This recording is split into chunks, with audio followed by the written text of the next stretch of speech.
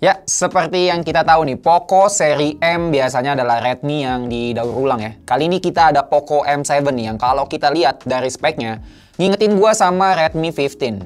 Waduh, Redmi 15-nya belum diambil. Selalu support kamu. Ya, ini dia Redmi 15. Yang kayak poin utama jualannya tuh di baterai yang 7000 mAh dan udah pakai teknologi silicon carbon battery yang bikin dia tuh tetap tipis gitu walaupun baterainya segede gaban nih, bisa kelihatan ya. Which is sesuatu yang kerasa mahal dan advance buat HP 2 jutaan kayak Poco M7 ini. Tapi apa cuma jualan baterai doang? Well, sebelum gua lanjutin nyiapinnya, bisa lanjut subscribe channel Getizen dulu nih, biar kita makin semangat nih bikinin konten buat kalian. Kalau udah, thank you. Hehe. Oke, gue ceritain dulu nih, buat pengalaman unboxingnya sih basic ya, kayak HP-HP Poco biasanya aja. Unit kita itu dapat yang silver dengan konfigurasi RAM 8GB dan storage 256GB.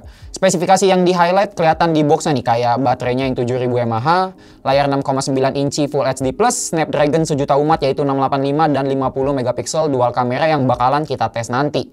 Isinya sendiri tuh ada HP-nya, soft case, charger 33 watt, dan kabel Type-A to Type-C, and that's it. Oke, sekarang kita bahas desainnya dulu nih. Jujur gue suka nih sama desainnya Poco M7 ini. Unik dan gue belum pernah lihat desain backdoor kayak gini di HP lain ya. Colorway-nya ini ngingetin gue sama magnet yang ada warna biru dan merah kayak gini nih. Tapi untuk warna sih masih ada warna lain ya. Kalau kalian nggak suka yang kayak gini masih ada warna biru dan warna hitamnya. Oh ya, tadi gue ada mention kalau HP ini tuh mirip sama Redmi 15 by specs. Cuma ganti skin aja karena looks-nya beda nih. Kalau dilihat sekilas kayak desain backdoornya dan layout kameranya tuh jelas banget ya bedanya nih. Kayak dua HP yang berbeda banget lah. Tapi kalau kita perhatiin lebih seksama, posisi tombolnya, SIM card slot, dan port speaker tuh nih. Itu tuh mirip semua ya. Bahkan kalau diperhatiin kayak kamera dan LED-nya tuh posisinya juga sama sebenarnya. Cuma ganti housingnya aja. Jadi kemungkinan besar ya Poco M7 ini adalah reinkarnasinya si Redmi 15 versi Poco. Apalagi kalau spesifikasinya kita bandingin side by side kayak gini, kelihatan kan makin mirip ya. Sama-sama pakai Snapdragon 685, sama-sama baterainya 7000 mAh silicon carbon, sama-sama pakai layar IPS 144Hz, dan buat kualitas layarnya juga udah cukup proper lah buat panel IPS. Nggak gonjreng banget, tapi visibilitasnya di bawah matahari juga masih lumayan kelihatan ya.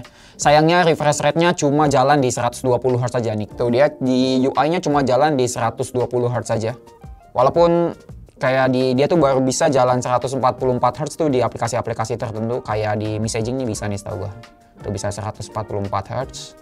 Tapi di most aplikasi dia jalan di 120Hz. Yang kerennya juga, ini dia tuh kayak LTPO ya, bisa adaptif.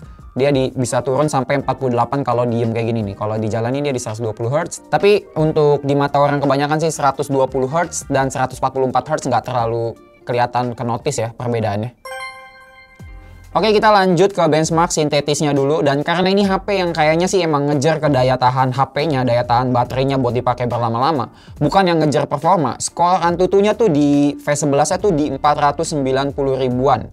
Yang kalau V10-nya mungkin bisa di sekitar 300 ribuan lah. Jadi secara kelas ini masih di bawah Helio G99 sebenarnya. Tapi nggak sampai jauh banget kok bedanya. Mungkin kalian ada yang kecewa, kenapa sih Poco pilih Snapdragon 685 di 2025 ini buat HP 2 jutaannya? Well, kalau kalian lihat brand sebelah masih ada tuh yang bawa chipset ini ke kelas 4 jutaan. Jadi Poco masih terlihat lebih make sense lah. Ini kan juga 2 jutanya 2 juta kecil ya. Masih oke lah pakai Snapdragon 685. Buat Geekbench sendiri tuh di single core 469 dan 1470 di multi core-nya. Sedangkan di wildlife stress test tuh kita bisa dapetin stabilitas 99%. Jadi impresif ya, lihat nih garisnya tuh udah hampir lurus tuh. Jadi dia bisa tahan kasih performa di 20 kali loop dengan performa yang mirip-mirip aja gitu skornya. Jadi nggak panas HP-nya. Nah, buat lanjut kecepatan storage-nya di CPDT itu dapat di 300 ribuan buat sequential write-nya dan sequential read-nya di 400 ribuan. Ini udah lumayan lah ya, emang UFS 2.2 segini lah speed-nya. Udah oke buat kelas harga segini, setidaknya bukan eMMC ya. Dan ini juga storage-nya udah gede gitu, nggak pelit langsung yang 256 dan nggak ada varian 128GB nya, jadi cuma satu varian aja. Oke, kita lanjut gaming kali ya, kita coba di Mobile Legends. Settingnya nih kita bisa dapat kayak gini ya, di map quality-nya di high, quality modelnya di standard, efek quality-nya di medium, frame rate-nya bisa ke high, bisa ke super nih, dan resolutionnya bisa sampai HD. Ini kita mau mulai, baterai kita di 88 nih, 88%. Nanti kita lihat segame kita habis berapa. dengan kecerahan di ya nggak nyampe setengah. FPS stuck, refresh rate stuck di 60 fps aja, berarti ini nggak akan bisa lebih dari 60 fps.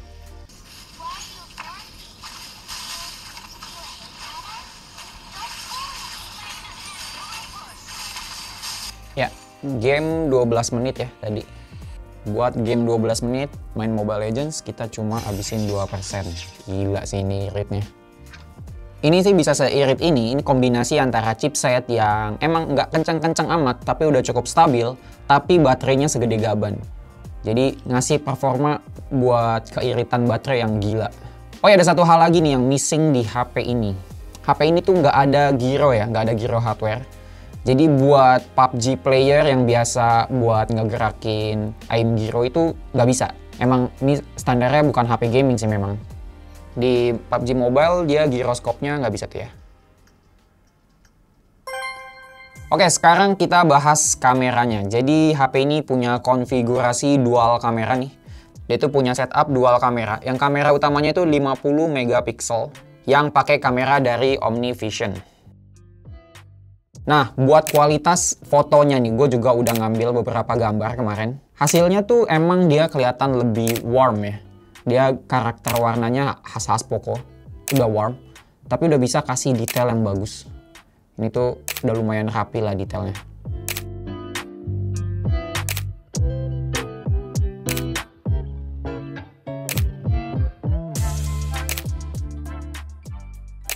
Oke, ini adalah perekaman menggunakan Poco M7 di 1080p 30 fps karena emang maksimalnya segitu ya, nggak bisa di 60 fps sama sekali, bahkan di 720p nya sekalipun. Kelihatan nih gambarnya kayak ada processingnya buat bikin kerasa lebih detail dari seharusnya gitu. Tapi buat warna menurut gue udah oke, fokusnya juga oke, cuma nggak ada stabilisasi aja sama sekali sih. Ini bener-bener goyang banget. Tapi buat kualitas audionya gimana? Coba komen di bawah. Gue lari dikit. Ya, goyang banget sih. Oke lah buat 2 juta kecil. Oh ya, seperti HP-HP Poco pada umumnya, HP ini pakai HyperOS 2. Dan emang masih ada iklan-iklannya kayak di aplikasi-aplikasi bawaannya, kayak di video tadi udah kita buka tuh ada aplikasinya. Tapi ada satu hal nih yang gue suka dari HP-HP besutannya Xiaomi, yaitu adalah aplikasi foto editor yang built-in di galerinya. Gue nih orang yang termasuk suka ngedit foto dulu sebelum diupload ke sosmed. Dan gue udah pakai HP Poco tuh udah dari lama ya. Jadi tadinya gue tuh kalau untuk ngedit pakai VSCO atau Lightroom buat gonta-ganti filter, nambahin saturasi, setting white balance, dan yang wajib itu kasih efek grain. Efek grain itu di aplikasi kayak VSCO itu adalah efek berbayar. Jadi kita mesti langganan dulu per tahun atau per bulan. Dan ini tuh kalau di aplikasi si Poco ini, dia tuh langsung ya. Cuma satu hal aja yang kurang menurut gue dari aplikasi editornya ini, yaitu kita nggak bisa bikin preset. Jadinya kalau ngedit tuh harus diulang semua prosesnya tiap foto.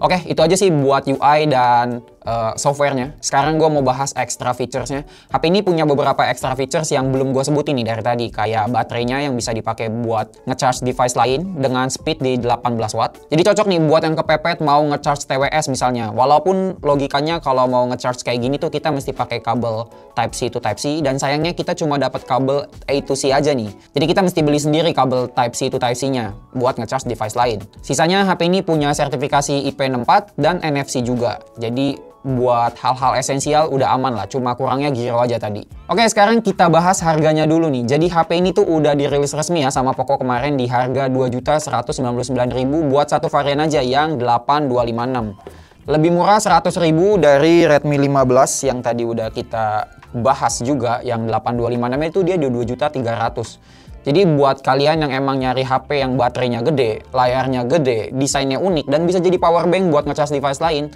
well, Poco M7 ini bisa banget nih jadi opsi yang menarik buat kalian.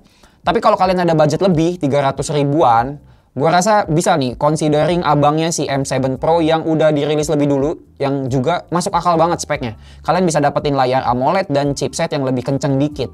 Tapi dengan trade-off baterainya yang lebih kecil di 5000 mAh aja, nggak 7000 mAh kayak ini. Oke, segitu aja opini gue tentang Redmi 15. Poco M7 maksud gue. Jangan lupa buat like dan share video ini ke teman yang lagi nyari HP di 2 jutaan. Kita ketemu lagi di video Getizen lainnya. Adios.